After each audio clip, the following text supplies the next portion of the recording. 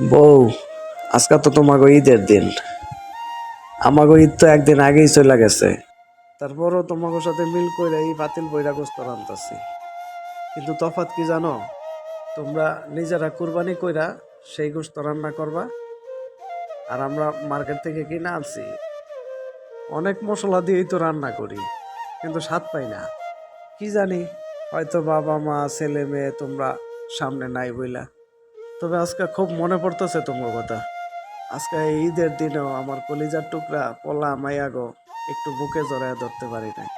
তবে নিজের এই বইলা বুঝ দেই, আজকে আমি এখানে কষ্ট করতেছি বইলেই তোমরা শান্তিতে ঈদ করতে পারতাছো, কুরবানি করতে পারতাছো। আমরাও এখানে ভালোই আছি, বন্ধু বান্ধব নিয়ে রান্না বান্না করে খাইতেছি। মন খারাপ করো না বউ, ইনশাল্লাহ এই প্রবাস জীবনের কষ্ট একদিন ফুরাইব।